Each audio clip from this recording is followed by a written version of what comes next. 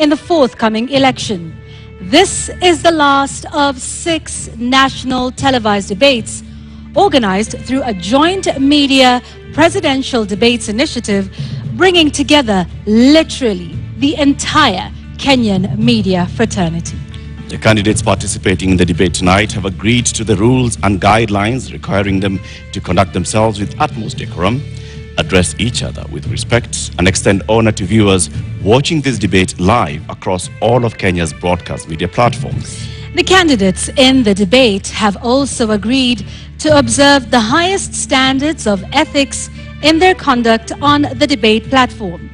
The candidates are not permitted to carry or refer to their mobile phones or to wear any listening devices, including earphones. Medically recommended hearing aids are exempt from this rule.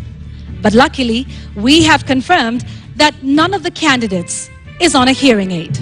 Ethics and guidelines also remind the candidates that they shall not carry to the debate platform any written material, whether books or journals, manifestos, or any articles, including even handwritten notes. Each candidate will have 2 minutes to make an opening statement, 2 minutes to answer a question, and 60 seconds for a rebuttal. The topics have been carefully selected after a thorough assessment of the state of our nation and the sentiments of the Kenyan voters in various parts of the country. In line with the debate rules and best practice, the questions we shall be asking tonight have not been shared with any of the campaign teams, neither were they discussed or formulated in conjunction with anyone. The questions we shall be asking tonight are entirely our own. An invited audience seated here in the auditorium has also agreed to the debate rules. They have been fully briefed that cheers, jeers, or any other form of noise is not permitted during the debate. The audience has also agreed to the request and requirement to maintain order and civility right through this debate. This debate was to feature 2 leading presidential candidates, Raila Odinga of the Azimio la Umoja One Kenya Party and William Ruto of the United Democratic Alliance, UDA. We have, however, received written notification from the Raila Odinga campaign that he shall not be taking part in this debate. Indeed, but in keeping with the traditions of the Joint Media Presidential Debates Initiative since 2013, the debate is on. And we now make one exception to permit the audience here in the auditorium to help us welcome Dr. William Ruto, the UDA presidential candidate, to the stage.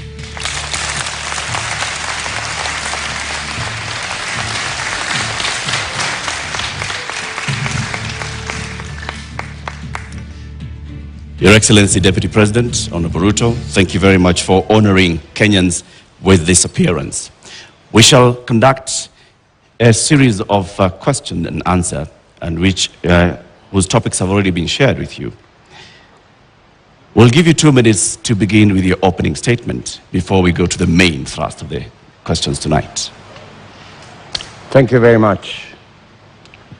William Ruto, a husband, to my dear wife Rachel, who is in this audience, a father, to my children who are also joining me this evening in this debate, the sitting Deputy President of Kenya, a presidential candidate in this election, and I have come here to participate in this debate because I have presented myself as a presidential candidate, knowing very well where our country is. We are a country that is faced with mounting challenges. We have a huge track record of what we have achieved, but there is tremendous opportunity out there for more to be achieved. I believe that this is a Mama Mboga moment. We have 5 million young people who are not working. We have 15 million Kenyans who today are blacklisted in CRB. We have 10 million citizens who have no access to credit in the micro and small enterprise sector. And I believe I am the candidate with a plan to be able to get Kenya to the next level. Thank you, Honorable Ruto, for your opening statement. Let's get right into the first topic of discussion here tonight, and that is the cost of living, something that many Kenyans are concerned about tonight.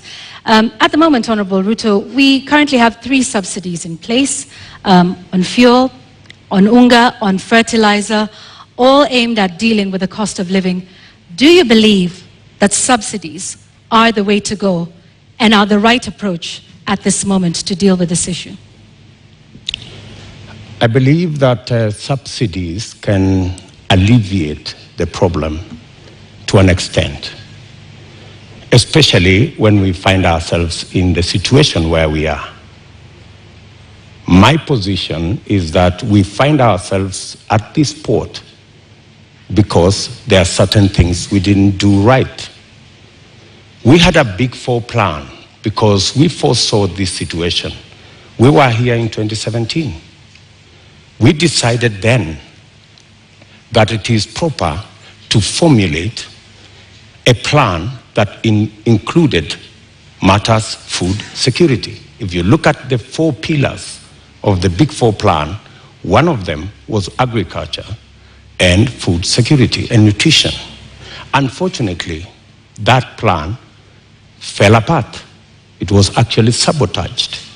So we find ourselves in this space because, one, we didn't capitalize our agricultural sector. We actually removed the fertilizer subsidy program that existed, which we just reinstated, I think, 3 months ago. Why did we withdraw it in the first place?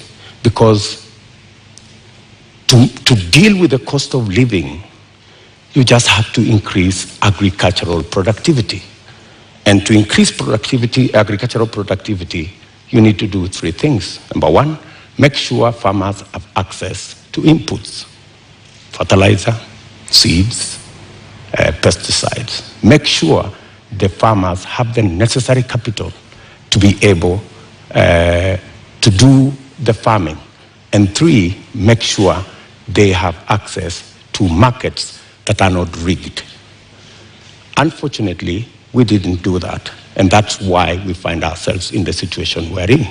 So that's why in our plan, as Kenya Kwanza, we have set out with clarity what we need to do.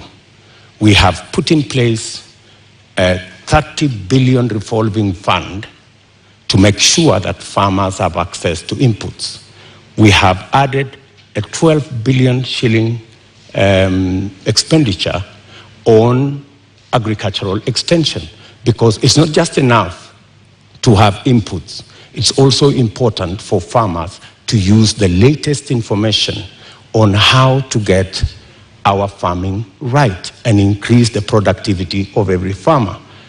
And the statistics show, with access to fertilizer, with access to certified seed, with access to capital, a farmer who produces 5 bags can produce 15.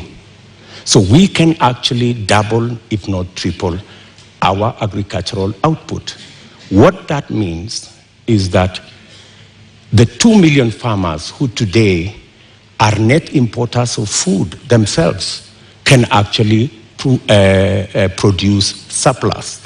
And we can make sure that we have sufficient supply that ensures that the prices are reasonable for everybody. So the real solution to the cost of living, especially on matters food, because we all understand the biggest contributor to the high cost of living is the cost of food. the average expenditure of families is 52% of their income. In fact, poorer families spend between 60 and 65% of their income on food. So dealing with the cost of food significantly deals with the challenge of high cost of living. Honorable Deputy President, if I may just interject, what you say today has also been said by you before. In the first term of your administration, you pledged the same, that you are going to deal with agriculture, you're going to support farmers, and that's when the first fertilizer subsidy was rolled in before it was embroiled in scandal. And you'd also promised the Galana Kulalu project. When you say today that the food security aspect of the Big Four agenda was sabotaged, what exactly do you mean? What failed in the Big Four agenda with regards to food security? Precisely that. It was sabotaged. By who and how? Because you know as well as I do that we never got to implement that plan. Immediately, we changed course. And the whole Big Four plan was shelved. And we went on a tangent because of the handshake equation. We went to handshake, to BBI, and the rest is history. We didn't get the time to do what we had promised the people of Kenya to do. In fact, immediately thereafter, I tried, like has been tradition for me, to support my boss. And many times, I tried to push the Big Four plan to the extent that my boss, the president, asked me that he wanted to do things differently. And he requested that he wanted to assemble a different group of people to help him deliver on what he wanted to be the legacy of the fourth president. And unfortunately, the Big Four suffered a big blow because the whole of that program did not take place. Galana Kulalu project, Honorable Deputy President, was launched during the first term. What happened? What went wrong? Why did it fail? The Galana Kulalu project was conceived. In fact, what happened is the first 10,000, the pilot on the first 10,000 program took place. In fact, the first harvest of maize in that program came into being. And the recommendations from the trial on that project was we needed to build a dam because the water from the river was not sufficient to do the Galana Kulalu project.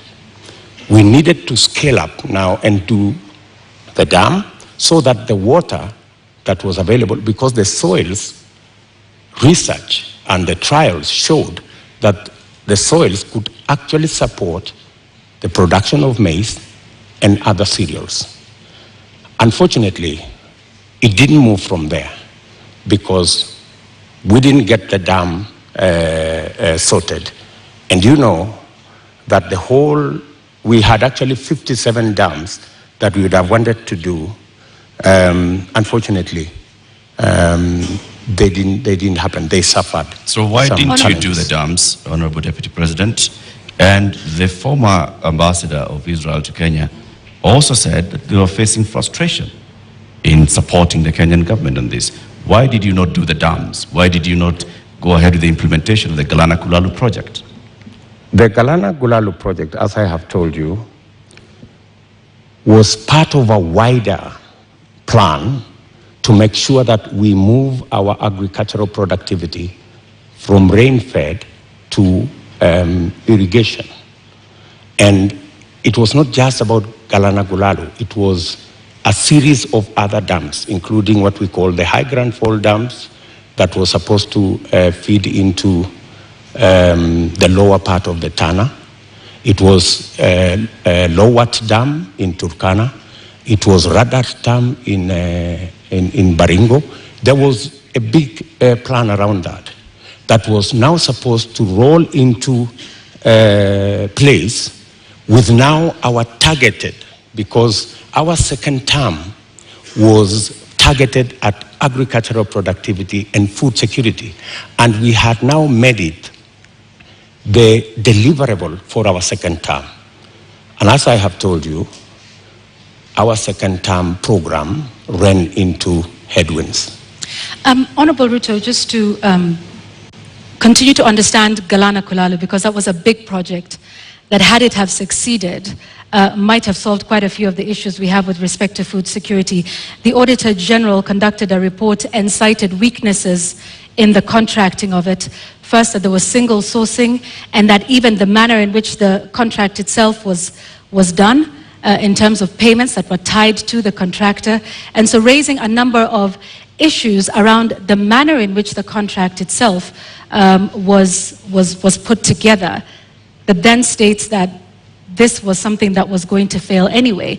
And so what's your response to that with respect to the manner in which contracting is done in this country, particularly with Galana Kulalu, which is a big project under the first term of the Jubilee administration, of which you are a part? I quite agree that issues were raised around the contract, and that is why the contract actually was shelved with a balance. It didn't go the full hog, because when those issues were identified, it led to the contract being stopped so that those issues could be addressed. But by the time it was getting there, already the trials had been done, the pivots had been set up, the first crop had been harvested, and we already had the template on what actually needed to be done, because the contract, the initial contract, was for the first 10,000 acres. The real contract was for the 1 million acres, which was really the target for food production. But as I have told you, that is not the only project we were looking at for food production. And let me also say that even without the implementation of the Galana Kulalu, supporting the farmers as they are today would still guarantee us a situation where we would not be in the situation we are in. Today, for the first time in Kenya, the price of unga has gone to 230 in some cases. It's never been that bad. I must say, as a former Minister for Agriculture, serving under President Kibaki, I am the minister who assembled the infrastructure that provide subsidy on fertilizer. And we saw an increase of 5 million bags of maize when we rolled that plan. When that plan was, when the subsidy, fertilizer subsidy was cancelled 2 years ago, that is why we are where we are. We are not here because Galana failed. We are here because we didn't do what we needed to do with our farmers the way they are today. What Galana Kulalu was supposed to give us is actually that extra production that would even make it possible for Kenya to export. There is absolutely no reason why Kenya today is spending 12 billion shillings to import maize from Uganda or from Tanzania. We should be net exporters of maize, for example, but we are not. And the reason why we are not is because our agricultural sector is undercapitalized. We have removed the support that farmers always had. And that is why, for the first time, because of the things we didn't do, because of the removal of the fertilizer subsidy, for the first time, the price of unga has gone to 230. Honorable Deputy President, you say that a lot was done in the first term, and that is why we got to a point where in 2017 we still had rise in food prices. In 2017, it was specifically because of drought. And for your information, the prices of flour, maize flour, went to 140. It didn't go to 230. That's the whole difference. However, then, Even Ruto, in the situation of drought in 2017, what the debate then was 2 kilogram packet of maize was retailing at 140. Today, it is retailing at 230 because compounded with the drought, we just did not produce as we should have produced because we didn't support the farmers the way we have always supported the farmers. Honorable Ruto, I'd like to speak about another issue that is a contributing factor to the cost of living, and that is the high cost of fuel in the country. What do you propose to do with that? Because there's also a current subsidy in place for that. What do you think is the solution to the rising cost of fuel, which, as you know, drives the cost of a number of other products? I think the first thing that we need to do is to look at the taxes, because 50% almost of the cost of fuel in Kenya is taxes. I think it's time, as a country, we looked at, I think there are 15 different taxes on fuel. And I think it's time we relooked at how else do we raise revenue. Which taxes would you be proposing to remove from fuel, the cost of fuel?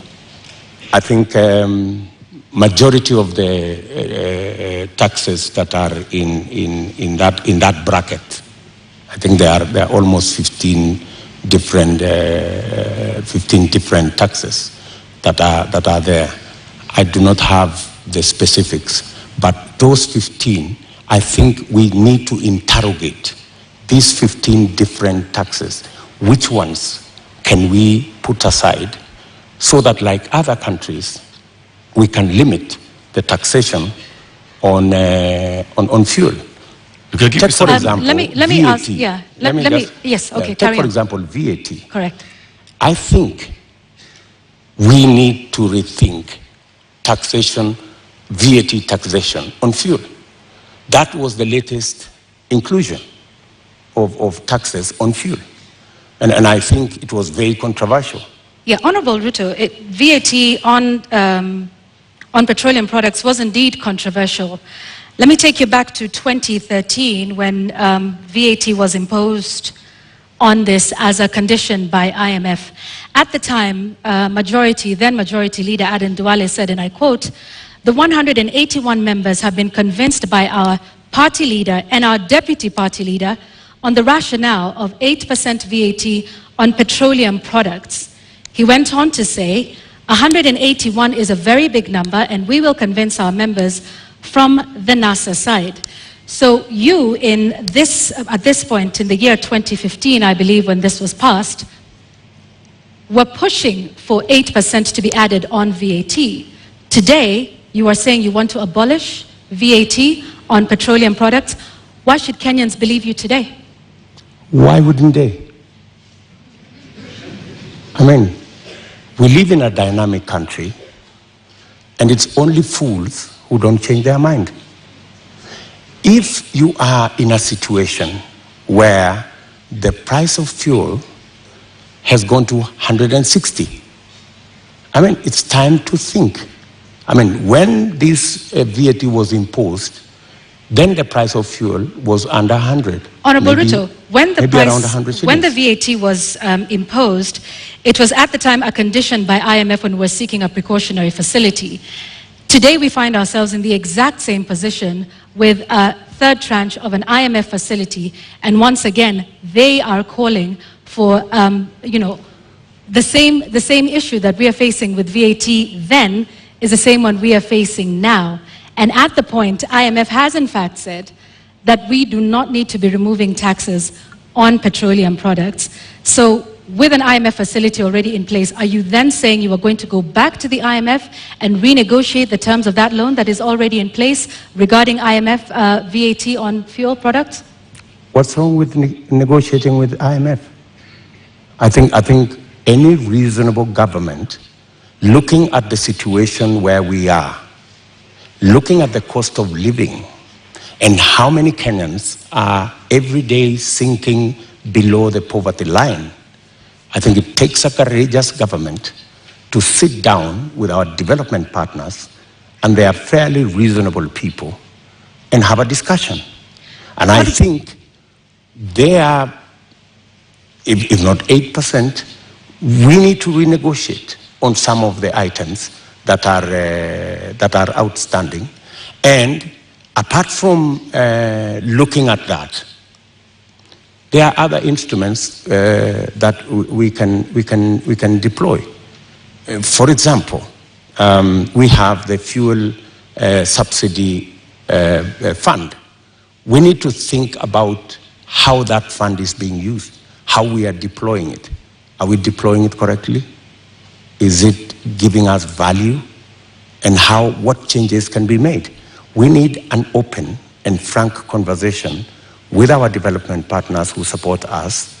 And to the best of my knowledge, they are not unreasonable. They are reasonable people, and they can entertain a conversation on negotiating some of the terms that have been offered to us. Honorable Ruto, I think that will take us into our second conversation tonight, and that is on the issue of national debt. And I'd like to pick up just where you left off. You say our partners are open to renegotiation. However, on the matter of renegotiating our debt, Honorable Ruto, you just last week in an interview with the international press said you will not be entertaining discussions around renegotiating our debt. In fact, with respect to your competitor who is not here with us today, when he brought up the issue, you in fact called his statement on that condescending and reckless. Mr. Deputy President, are you tonight changing your position and saying you will renegotiate and seek to restructure our debt? Not at all. I still believe, as I stand here, that it is reckless for anybody to say we cannot pay our debts. I believe that we have what it takes to pay our debts. And mark you, what we were discussing about VAT is very different from negotiating our debts. But it is tied to the IMF facility, which is a loan. It's completely different. How so? What we cannot entertain as a country is a position that we cannot pay. We are in a position that we can't service our debt. We need to go out there and renegotiate our debt. I think that would send the wrong signal.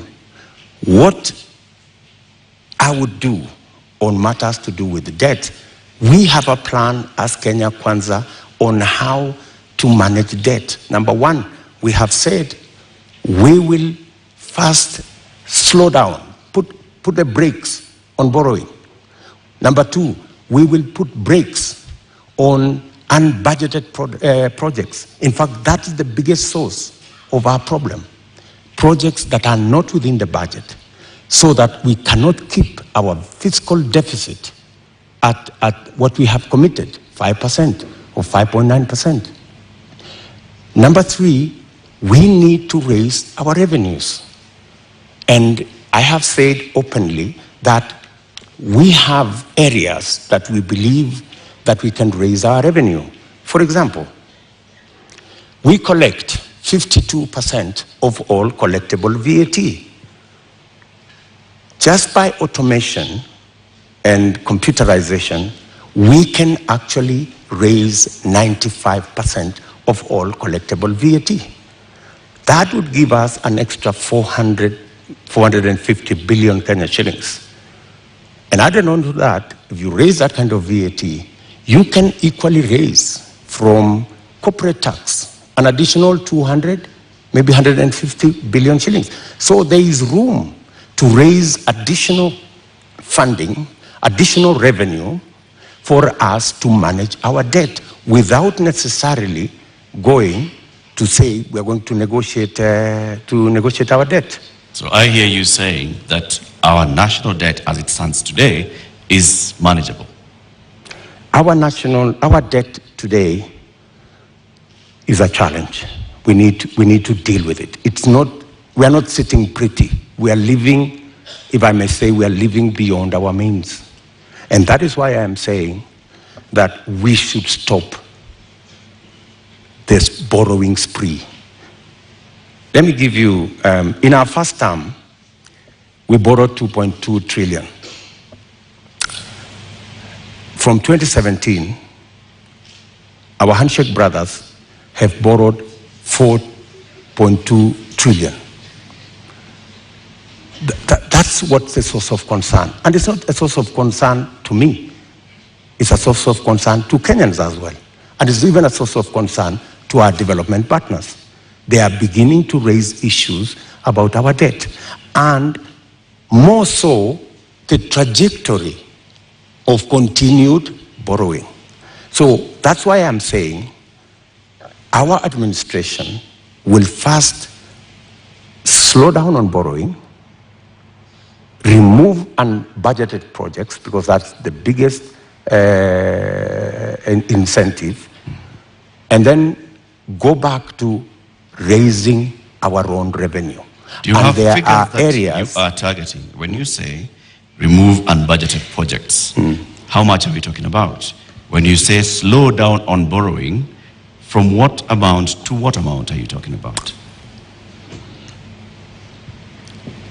When you look at our fiscal deficit, right, there are too many projects that are not that are not budgeted for. For example, the Uhuru Gardens Museum. You don't see it anywhere in government budgets, but it's been built. So these are the kind of projects. Do you know how much? That, for example, in the last financial year, we've spent close to 15 billion in that project. In the last financial year, Honorable Deputy President, yes. Do you know how much of unbudgeted projects we spent? Actually, unbudgeted projects are in the region of 100 billion. Unbudgeted projects. And that is what is spiraling our borrowing. And I'm saying that our first, and that's why, if you go today to the website of the Ministry of Finance, you will hardly find any paperwork there. You will hardly find any, because there are too many projects that cannot be accounted for that are being done without a budget line. If you look at the expenditure on contingency fund, which is supposed to spend only up to 5% of the budget, sometimes it goes to 50% of the budget. So that is where we need to apply the brakes. And we are saying clearly, we not only have a plan on slowing down on borrowing, we also have a plan on raising revenue in targeted areas. Areas that would give us much more resources to run our budget, number one, and two, to also manage our repayment. And in that particular instance, you may want to know that almost 80% of all our borrowing is actually domestic, which means we are also hurting our own enterprises locally. Access to credit becomes a big challenge. We must think of how we must slow down on borrowing locally and see how we can externalize government borrowing. And it doesn't have to be borrowing. Some of the programs, we must get the stock exchange to take up some of the areas of raising revenue. The stock exchange is a wonderful instrument. We saw it when we were selling the shares of Safaricom. Safaricom was looking for 50 billion. They got 250 billion. It tells you there is a lot of money out there.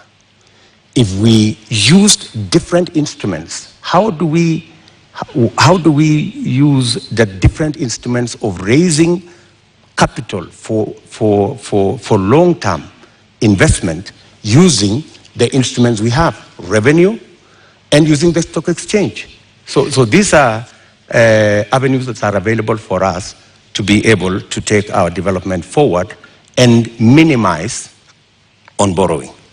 Honorable Ruto, while we stay on the issue of national debt for a moment, for decades, the Treasury has refused to make public contracts that have been signed with some of our lenders like the Exim Bank of China or the China Development Bank. You've been part of a government that has refused to make this information public. Why? Those contracts and agreements, in accordance with the Constitution, are public documents. And the public have a right to know and to have access to that information. The fact that that information is not being made public is against the Constitution. So, under the Kenya Kwanza administration, you have not. This is something that you could do. You are the Deputy President of this republic. Is this not something you could do or make happen?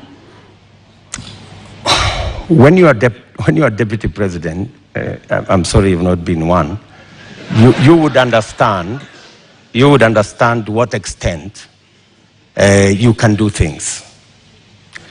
And let me give you an example. Many people did not see the mettle of Mwai Kibaki until he was president.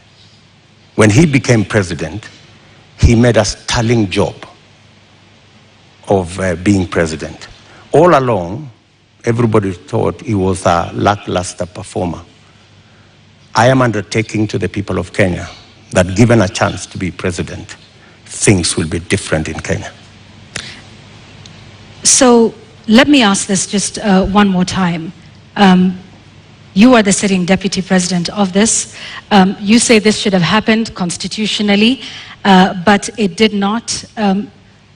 Was this not something that came up in cabinet meetings? That at least we've not seen you protest about this particular matter, because debt transparency and debt, what we owe and who we are paying is something that taxpayers should know. So if you are saying this is something that should have happened but didn't, why would Kenyans believe you when you say that this is something you will do if elected president? Because I have never been president before. This is the first time I am vying to be president. And this is the first time I will occupy the high office of president. This is when the buck will stop with me. Are you saying, Mr. Deputy President, that in the last 9 years, you have sat in cabinet meetings and expressly said that you would like the contracts details to be released to the public? I will not tell you whatever discussions took place in cabinet, because what we're seeking to understand, Your Excellency, because is what role you played it is not in making sure that the government that you serve is actually adhering to the Constitution and several court orders. Whenever it was available for me to take a position, I have always taken a position. And I have taken many positions. Sometimes that did not look very popular, if you may. And I have taken very firm positions in cabinet. And I have taken very firm positions in the public. And I think people of Kenya know me not as a coward. They know that I take what I believe in I believe in, and I take positions. I am saying here that every contract signed by the government of Kenya is a public document, and it should be available to the public. The question of the SGR contract was raised even in the first term of your administration. It has never been made public. Mr. Deputy President, you don't have any record, any public record of you saying that these contracts should be made public. Why? You see, as Deputy President, there is so much that you can do. In fact, my role,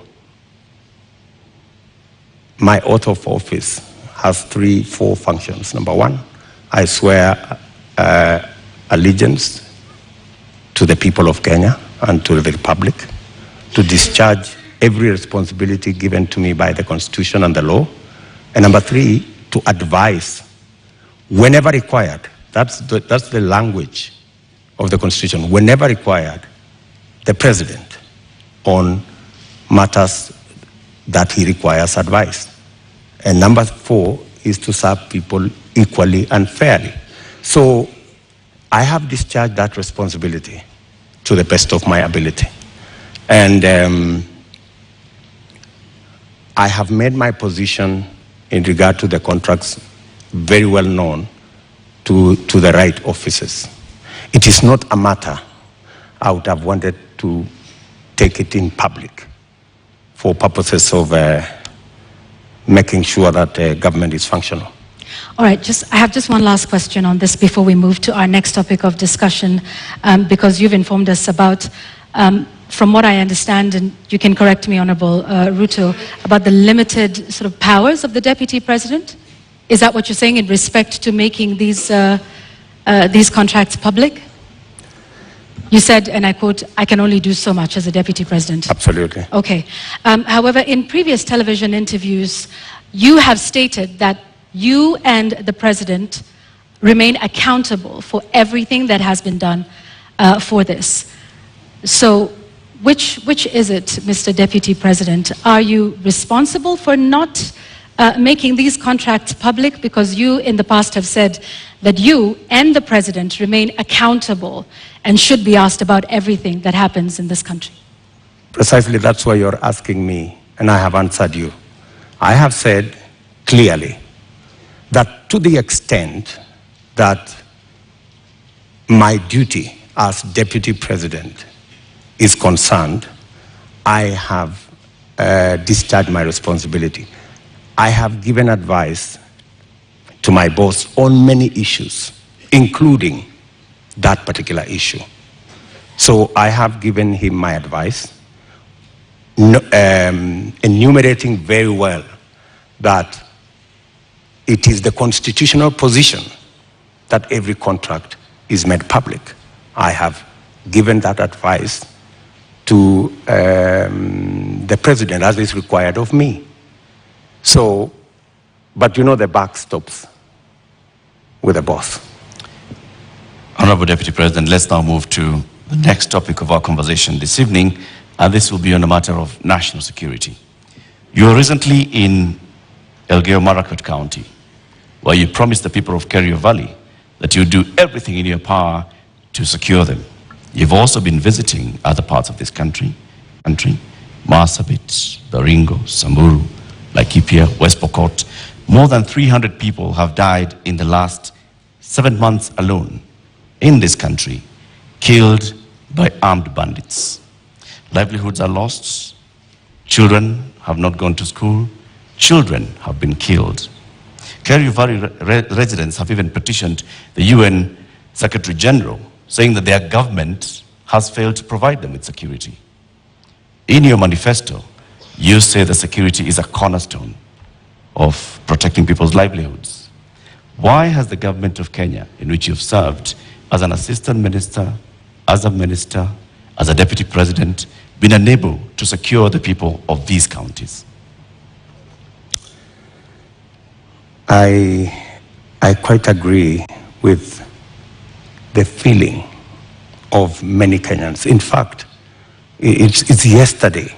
It's not even last week. It's yesterday. I was in Elgeyo Marakwet.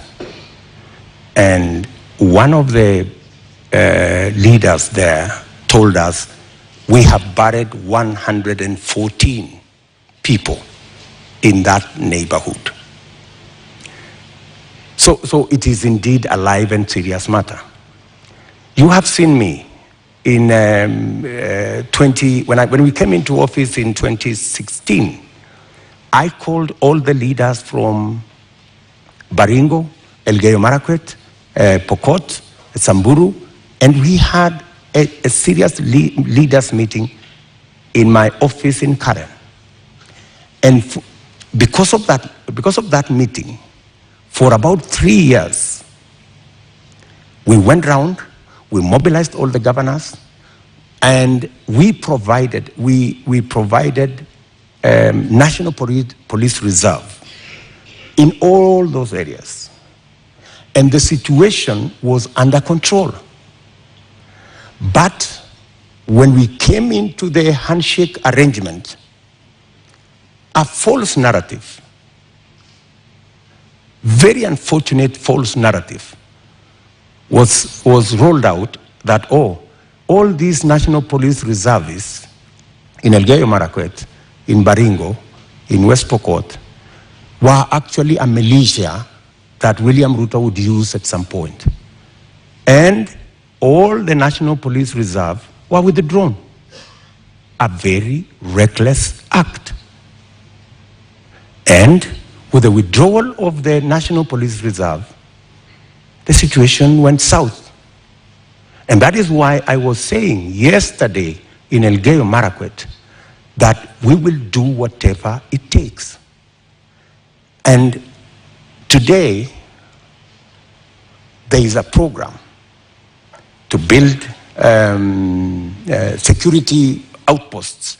And I'm saying, whatever it takes, even if it means bringing the military and military installations to support the police in some of these areas. In fact, you just reminded me, yesterday I overflew a huge tract of land where 3 years ago I was standing there and it was all maize.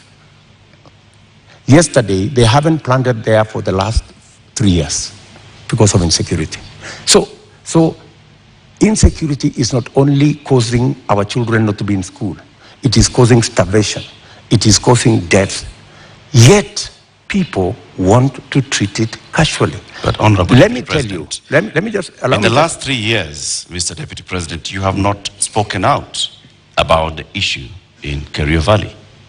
You have not said anything about the killings that have been taking place, like they told you, 150 people buried this year. You spoke about it only yesterday. Where have you been in the last I have months? always been there. In fact, if you go and ask those people in those regions, I have always been present. We have buried many of those people with our own money. We've taken many of those people to hospital with our own money.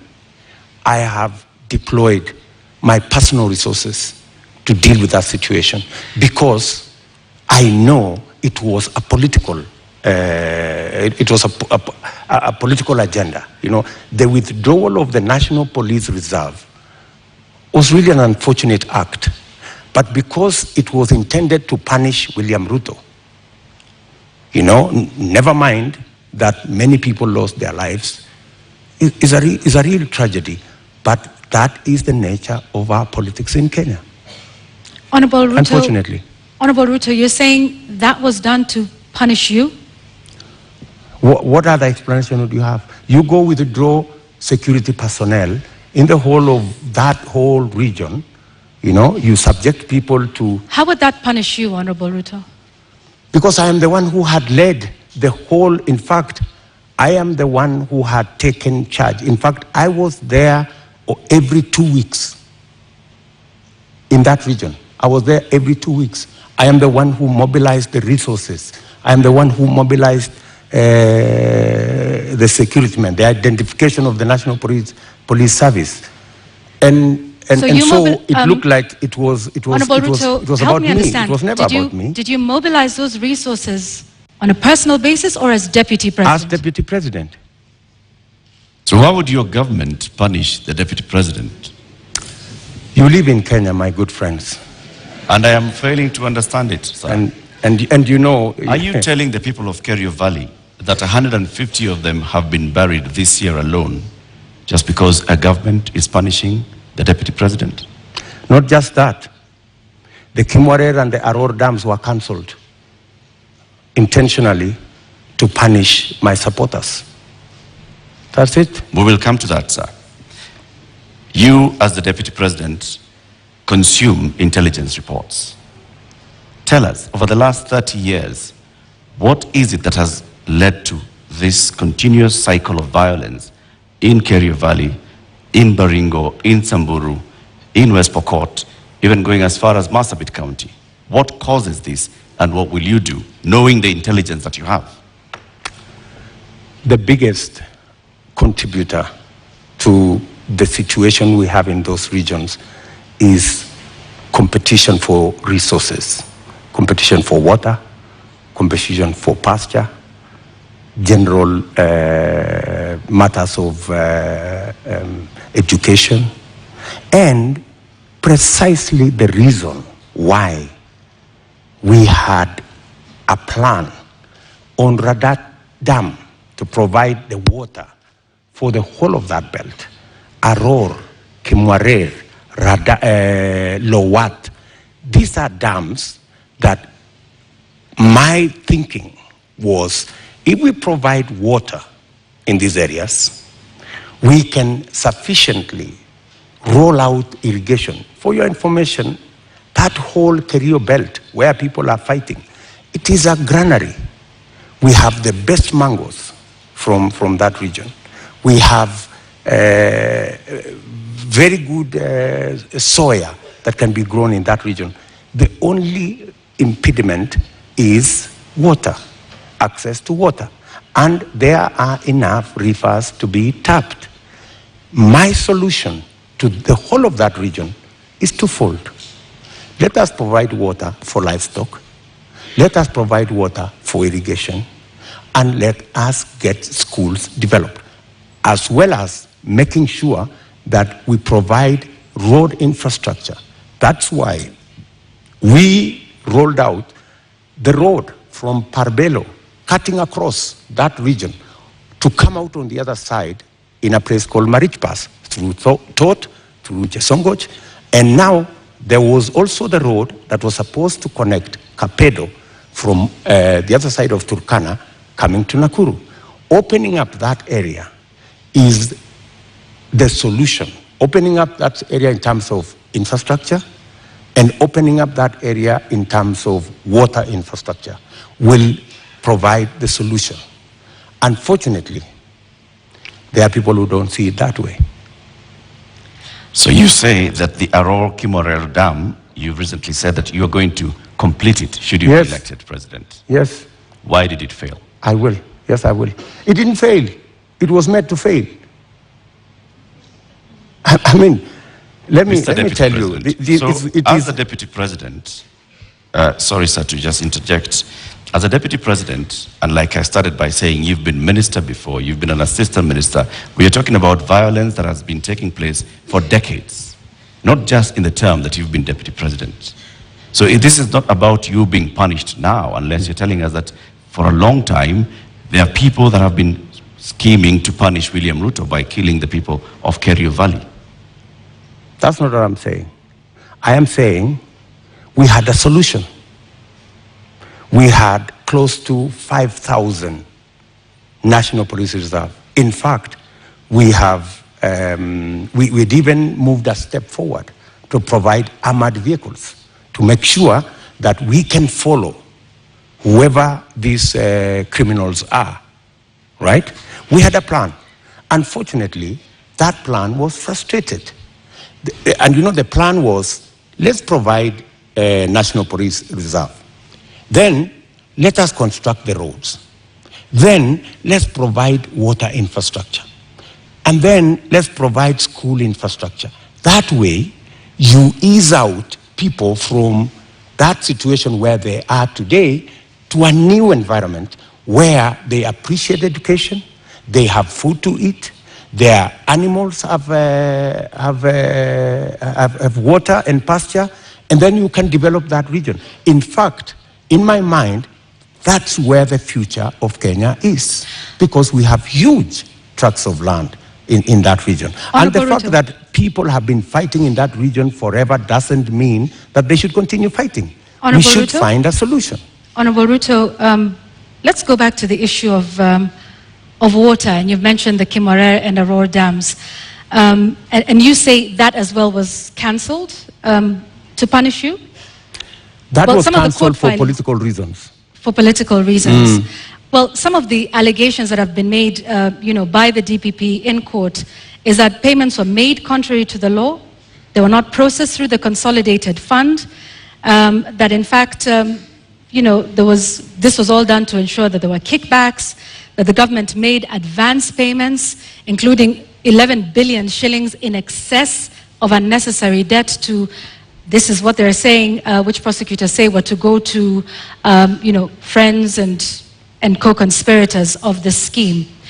If this is what you allege, are you alleging tonight, Honorable Ruto, that there is a big conspiracy between the DPP, between the courts, and also politically with respect to the Aror and Kimwarer dams that are now in court? For your information, Aror and Kimwarer was signed at the same time with other government projects, signed by the same companies, funded by the same financiers, and they were signed not with me, witnessed by the President of Kenya. So these are not projects that were cooked at night or in some dark corner, right? How come that the only projects that did not go through is Aror and Kimwarer? All the others went through. That's number one. Number two, today, the government of Kenya is in court because the contractor, with all those allegations that have been made, the contractor has gone to court to demand payment of another 12 billion shillings. I mean, that should concern everybody. There are also suspects in court, Honorable Ruto. Pardon? There are also local suspects in court over the matter. Forget about the court matter here. The contractors are in court in London, and the government of Kenya is already replying to the case in court. And they cannot afford to make it public because it's embarrassing. Why did the contractor not continue with the project? Because he was denied the land where to set up the dam. And that was an undertaking by the government of Kenya, that we're giving you a contract, we're going to give you land, we're going to give you this infrastructure for you to carry out, for you to build the dam. And the reason given then was that, the dam was going to be in a forest. How many dams are in the forest? We have Yamo Dam. We have Yamo Dam in the forest. We have many other dams in the forest. So I think, we have to be honest with ourselves. And that's why I am looking forward to the day somebody will step forward and actually tell the country, how will the government of Kenya lose 20 billion shillings that was supposed to build Aror and Kimwarer, and yet there is nothing on the ground? What was this? What was this sinister motive? Do you believe money was lost? I don't believe any money was lost. And even if money was lost, people should be taken to court. But you said around 2019 that it was 7 billion shillings that was lost. No, not I the didn't say that. 21 that was being alleged by the DPP. I didn't say that. Check my statement. I am very clear about what I said. I said 7 billion shillings was paid. Right? That's what I said. And for your information, I said that 7 billion shillings that was paid was actually insured. The reason we should be asking is, why hasn't the person, the company who insured that money, why haven't they been asked to pay? Because the company that insured that 7 billion is a well-connected company. That's why the demand letter has not been put to them. So what you're alleging... And you see, Kenyans will one day really marvel at what really happened in this Kimwarer and Aror Dam. You will be shocked. Tell us what really happened, because what it sounds like is you're alleging the investigating authorities, the DPP, the courts. There are suspects in court at the time, including former Cabinet Secretary Rotich, who I believe was charged afresh a couple of months ago over this issue. If this is all politically instigated, are you then saying that all of these authorities, different arms of government, are conspiring against you, from investigators to the DPP to the courts, to punish you, Honorable Ruto? Let me ask you, that matter has now been in court for 4 years. It has not moved an inch. It's been dancing. You know, this person, today you're being charged, tomorrow, no, remove this person, the next day, remove this person, the next day, change the charges, because somebody is actually waiting for another government to come and carry the shit, unfortunately. And that's what's going to happen. That's why that case has never moved an inch. Mention after mention, after story after story. I mean, surely, how can we lose 7 billion? Another 12 billion that is going to be incurred by this government. And it's an act of political convenience. You just said we didn't lose 7 billion. No, I'm just saying eventually we will. I mean, if it is not sorted out. And that's why I'm saying when I come into office, I will make sure that the money is not lost. And I will make sure that the impediment imposed on this project, we will provide the land. The contractor will build the dam. And we will move ahead. To conclude the matter of national security, I think we'll also touch on constitution implementation here. Over the last 9 years, Deputy President, you have been chairing the Intergovernmental Budget and Economic Council.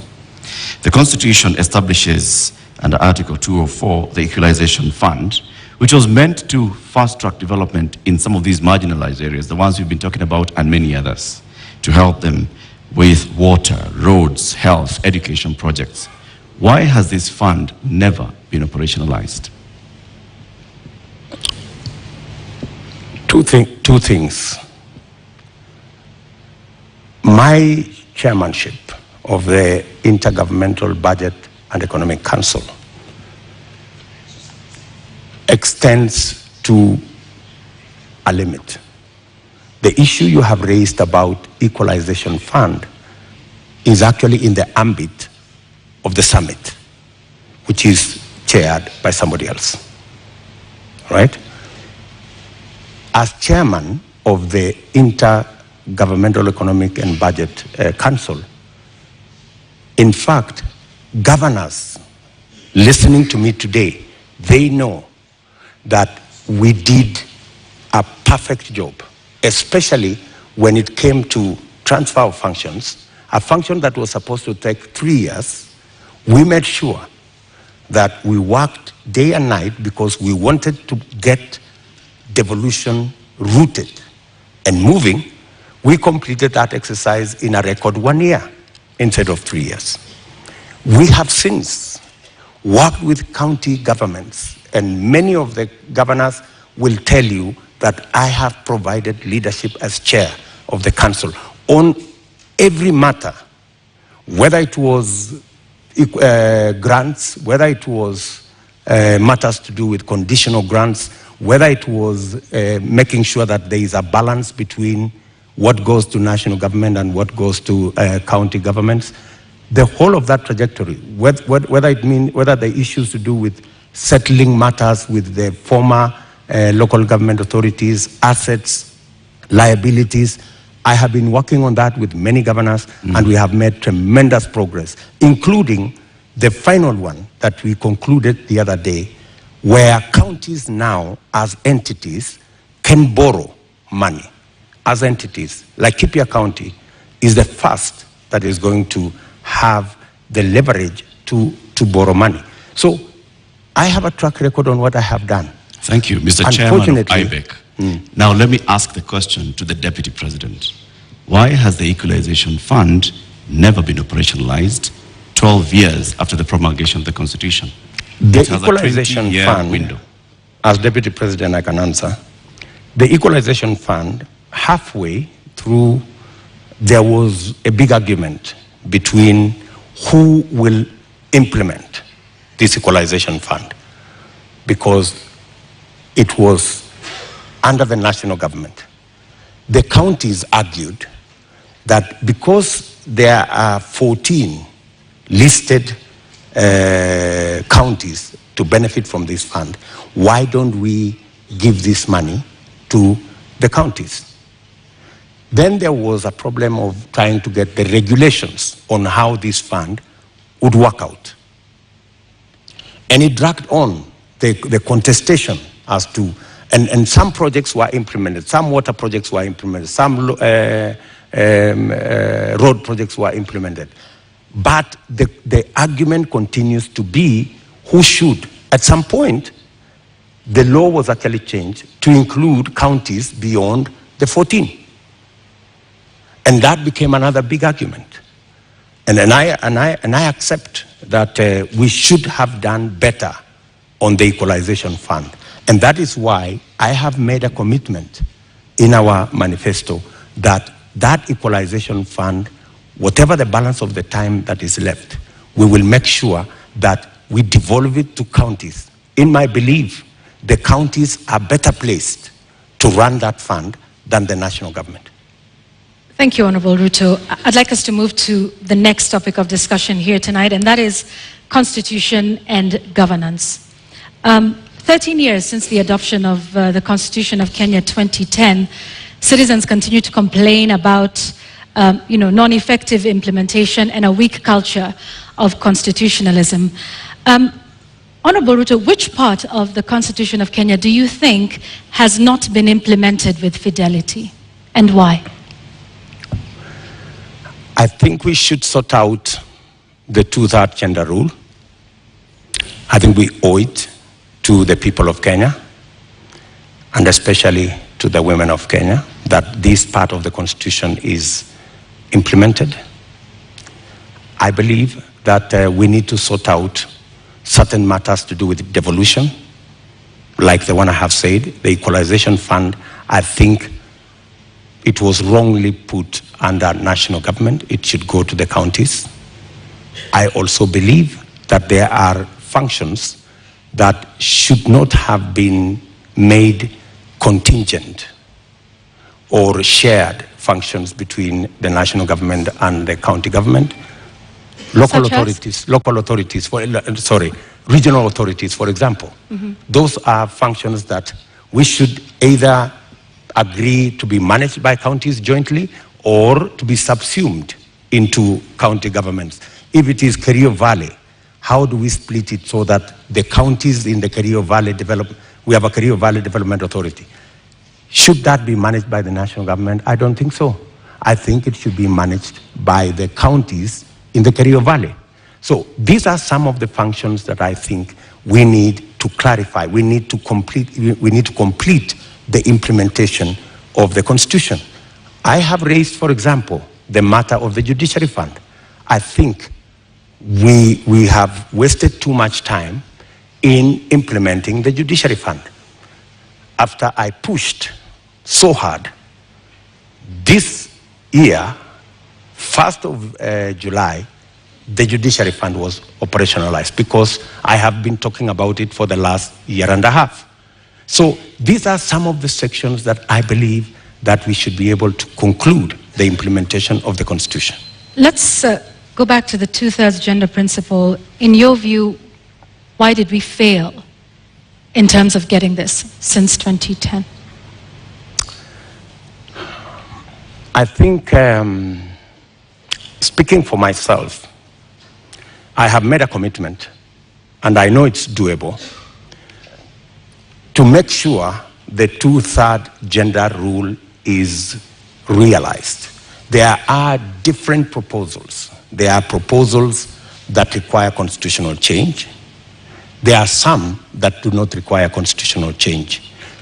And I have assembled a team of very competent constitutional lawyers to look at how we can have a framework in 90 days of our government, and within 1 year, make sure it is implemented. And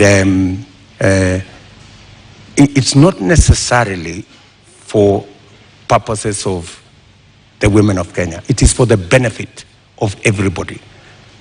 The fact that we do not have as many women leaders is actually a negative for us. There is something we are losing. The women leadership component that is not in our arithmetic is actually taking away from us. I believe that having women leaders would actually enrich our governance and our leadership as a nation. And that's why, for example, when these matters came up in the BBI discussion, I vehemently opposed the fact that women were being removed from the National Assembly, where the substantive financial issues are being decided, and they were being relegated to the Senate. So I was wondering how a right that had been given to the women of Kenya in the National Assembly could be withdrawn, and they are hoarded into the Senate. So that is my commitment to the women of Kenya. Also, on the judiciary fund that you've mentioned, you said you will operationalize it. But the judiciary is, by dint of the Constitution of Kenya, independent. So what is this exactly that you will do that operationalizes this fund? You see, independence can be undermined by financial resources.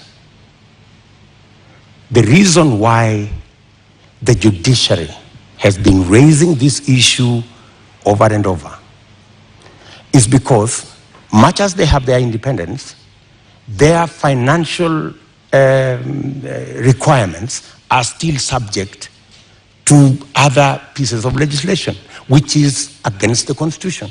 The judiciary fund is supposed to draw resources directly from the consolidated fund.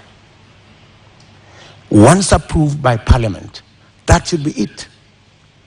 And in fact, because of the push that I have had on the judiciary fund for the last 1.5 years, it was actually operationalized in June. So you do have some influence, Honorable Ruto, within this government. If you look at, I have been pushing in the public, because that's what I said. When I said I'm going to set up the judiciary fund, I think somebody decided to say, this fellow is pushing too hard. Let us implement this judiciary fund so that he loses this card. He cannot take it to the people of Kenya. So you do have some influence. We have achieved it anyway. So you have some influence, Honorable Ruto? Because previously, in this conversation... Of course I have influence. But in this conversation previously, you have said there's limits to what the Deputy President can do. I have influence nationally on pushing agendas. I may not have... Such as disclosure of SGR as Deputy President. I didn't push the judiciary fund as Deputy President. I pushed it as a leader. Why couldn't you do that then for a number of the other issues that we have discussed here tonight that you have said you did not have influence over? I have pushed back, for example, on the issue of the BBI. I pushed back heavily. And I deployed a lot of influence. And actually, by God's grace, we managed to stall it. Our competitors are saying they are going to go back to it immediately after the election. But I think it was a complete waste of resources, and it was actually not made in good faith, because a constitutional change that seeks to undermine the independence of the judiciary is a dangerous constitutional change. A constitutional change that seeks to subsume the executive and the legislature and take us back to where we were in the Nyayo days is actually taking us back, not taking us forward.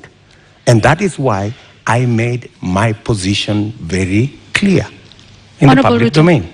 Honorable Ruto, do you believe in the independence of the judiciary? Pardon? Do you believe in the independence of the judiciary? I don't know how to answer you. In fact, if there is one person who has fought for the independence of the judiciary, it is William Ruto. I am the only person with a few of my friends who stood up to the so-called ombudsman that was supposed to be injected into the judiciary, appointed by the executive to supervise the judiciary, something I totally disagree with. You talk about you being the biggest defender. However, the administration which you have served since 2013 has been cited several times for disobeying court orders. Let me give you one example, or a few. Former Air Force commander waiting for 6 years to be restored to his rank and given 71 million shillings compensation. NYS service official injured in the line of duty, yet to receive 3.6 million shillings by the courts. There is a number of those, including the matter involving the swearing in of judges. This is an administration in which you sit. In fact, former Chief Justice David Maraga has often lamented the executive's disregard of court orders. You are the second in command of the executive and of the Republic of Kenya. What are your thoughts then around the independence of the judiciary, and why have there been so many court orders disobeyed under your watch as Deputy President? Two things. I am an ardent believer in the independence of the judiciary. When the judiciary issued a ruling nullifying our election, I went out of my way to persuade my boss for us to go back and do the election again. Because much as we criticized that judgment, because we believed that we had won that election fair and square, but because of our commitment and belief in the judiciary, we still obeyed the dictates of the judiciary. That's one. You have raised incidences where, of course, judgments have been entered against government and they have not been sorted out.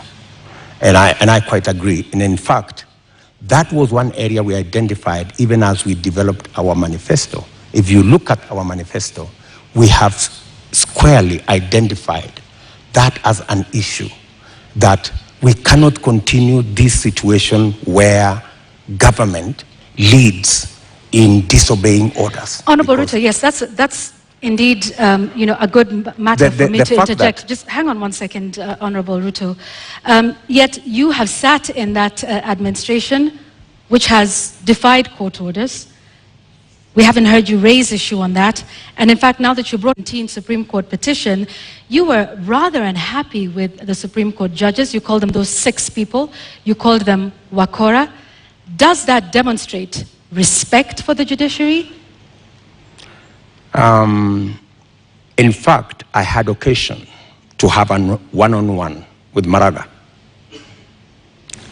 And I told Maraga an incident when I first came into Parliament. I met Paul Muite, a seasoned lawyer and a legislator, and he told me this, which has really stuck in my mind. He told me, young man, when I first became a member of Parliament in 1997, 98 actually. So he told me, when you support a government, it also includes criticizing that government when it goes wrong. So part of supporting a system is pointing out when you think they are not doing the right thing. Criticizing them is one thing, Honorable Ruto, but calling them Wakora, which means conmen? Do you believe that the Supreme Court judges of 2017 were conmen and women? I would want to understand in what context that Wakora thing you have mentioned, because I have, if there is any respect for the judiciary is to comply with the decision of the court. Did we comply with the decision of the court? Yes. We went back to the election. But you haven't in many of the other court orders that we have cited here tonight. We went back to the election. And the admission that the fact that there are so many outstanding issues and the fact that I have singled them out and they are part of what I intend to sort out is actually halfway the solution. I don't think if you look at the manifesto of our competitors, they have recognized that as an issue. I have recognized that as an issue because I believe in the independence of the judiciary. I believe government should lead from the front in obeying court orders. And in fact, we have said in our manifesto, if you read it clearly, it says we will look at all judgments that have been entered against government. And we will develop a mechanism to make sure that within 1 year, we comply with all judgments entered against government so that even as we drive the country to obey court orders, we lead as government from the front. Let's talk about something else, Mr. Deputy President, and this is with regards to leadership and integrity. Your opponent, who did not turn up tonight, said he could not come to this debate because he did not want to face a man who has no regard for ethics, public morals, or shame. How do you respond to that? Do you sincerely believe that that is the reason why he's not here? I don't think so. I don't think so. My competitor is not here because he doesn't have a plan. He doesn't have an agenda. He cannot articulate anything to the people of Kenya. That's why he's not here. Secondly, my competitor is not here because he doesn't want to answer difficult questions. You know, he's been part of this administration, the handshake administration, for the last 5 years.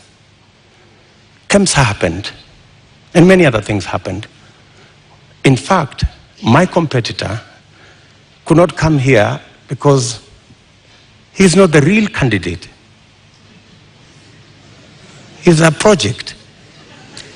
At this moment, Honorable Ruto, just one moment, just to remind our members of the audience that they agreed to abide by the rules of the debate, and that involves no cheers, no jeers, no noise. Honorable Ruto, I'm sorry I interrupted you. Please carry on. Sorry. So, I mean, that's the reason. So these are just scapegoats. You know, he's dodging difficult questions. He doesn't want to answer. His allies, the handshake allies, Mr. Deputy President, there are expectations that are laid out in the Constitution and in law with regards to the character and the values that a leader should have. Do you think when you go out in public campaigns and you use terms to describe your fellow leaders, that demonstrates you as somebody with great values, fit for leadership? I have tremendous respect for all Kenyans and all Kenyan leaders. I have not in any way undermined the public standing of any leader or any person or any Kenyan for that matter. I have not called anybody washenzi. I have not called anybody takataka. I'm just a... Kitendawili? Huh? Kitendawili? I mean, is kitendawili an insult? Ganga? Huh? I think we have all come to understand what kitendawili means. Mr. Deputy President, there's public perception that associates you with a rather good appetite for acquisition of property, particularly land. And this has been mentioned many times. Questionable acquisition of land, this has been said publicly, Taita Taveta, in Transmara, the former Vice President's house, the late Joseph Murumbi. and others. In fact, there was a conviction in court with regards to 100 acres of land that you were ordered to surrender back to its rightful owner and also pay some reparations.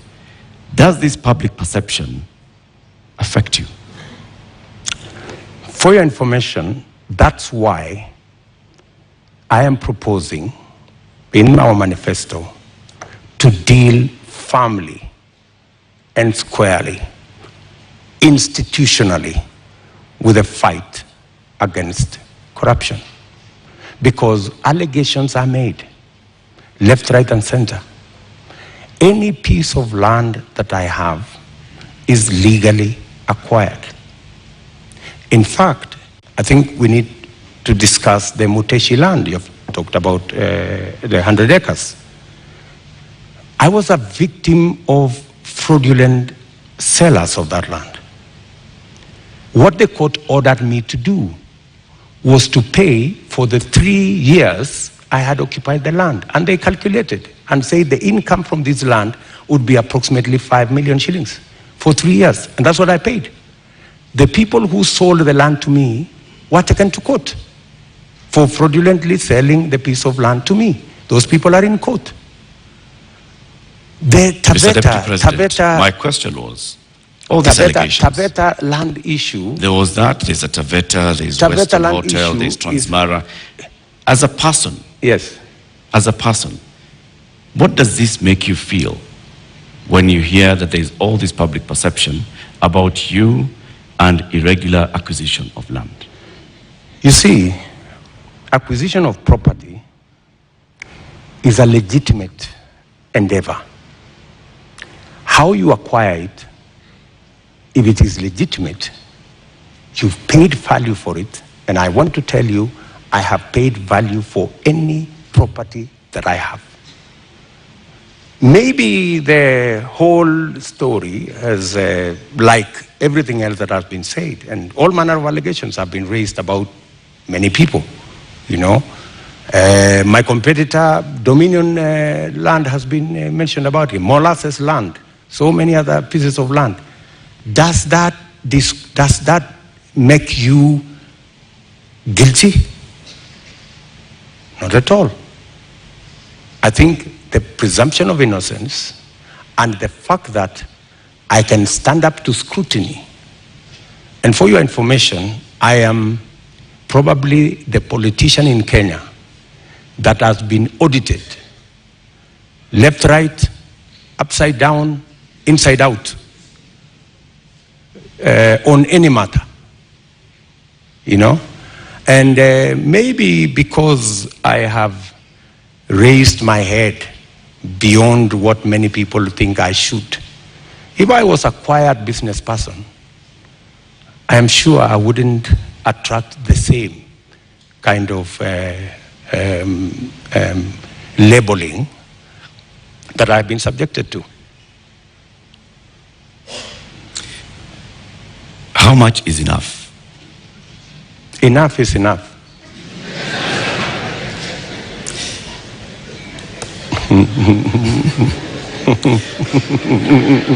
Mr. Deputy President.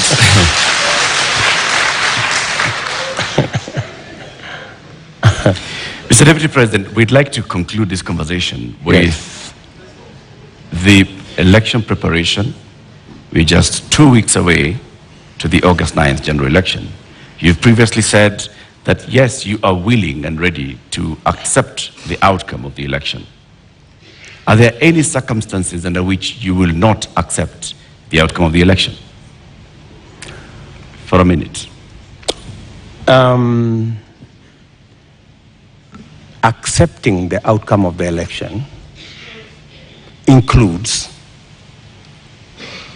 going to court if you have an issue with the results. That's accepting the outcome of the election. Okay, you say my competitor has won. I have a doubt and I will go to court. Why I make that deliberate statement is because we have had a situation in Kenya where every other election we foment a crisis around refusing to accept the outcome of election. And it has cost us lives, property, and many other things.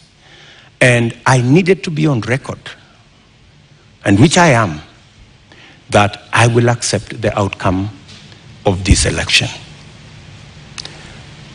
I know that the people of Kenya will make a choice. If it is me, I will prepare to govern the country on day one. If it is not me, I will accept that my competitor has won. If I have any issue, I will go to court and accept the outcome of the court. Honorable Ruto, we've come to the end of this conversation tonight. We would like to give you 2 minutes to give us your closing statement tonight.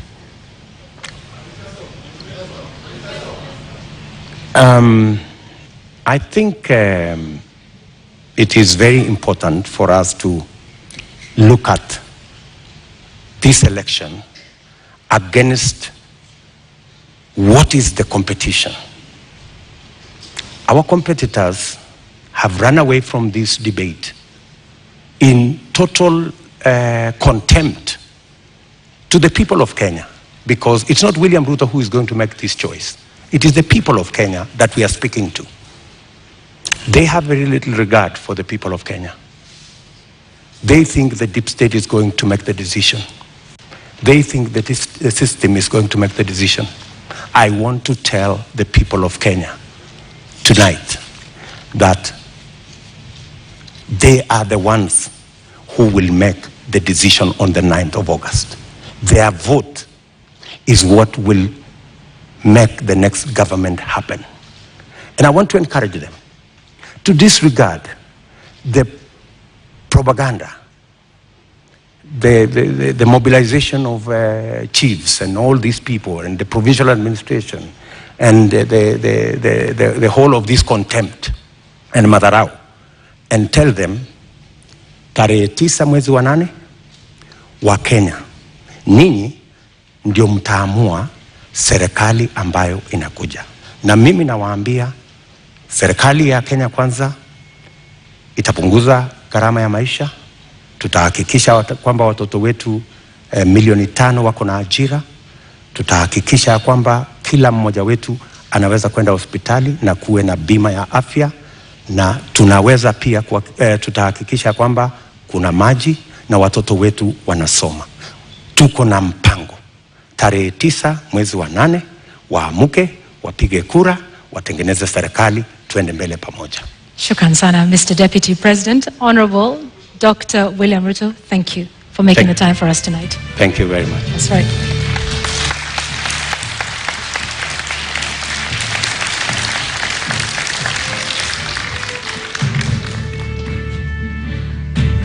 Well, ladies and gentlemen, and the viewers here in the audience, following this at home, and of course those here as well, we have to end it here for now. Our appreciation to Dr. William Ruto of the United Democratic Alliance for honoring voters with this duty to a public televised national debate. We thank you again. And indeed, that marks the end of the 2022 Joint Media Presidential Debate Series. The next presidential debate shall come to you without fail, and inshallah, in July 2027, at a date to be announced by the Joint Media Presidential Debate Secretariat. We thank you for watching. My name is Eric Latif of Spice FM and KTN News. And I'm Yvonne Okwara of Citizen Television. Good night.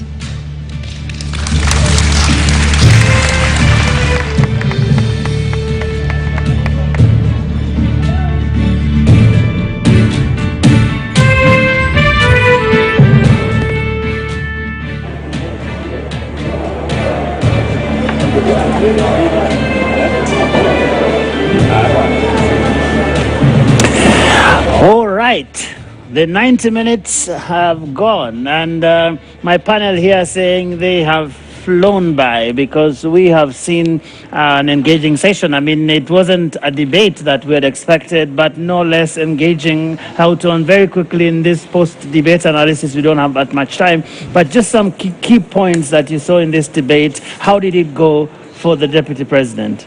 Well, I think first of all we have to, thank the Deputy President for coming. I think it was an important national moment. I think I agree with him. The people will decide at the polls, and that is the nature of our democratic process.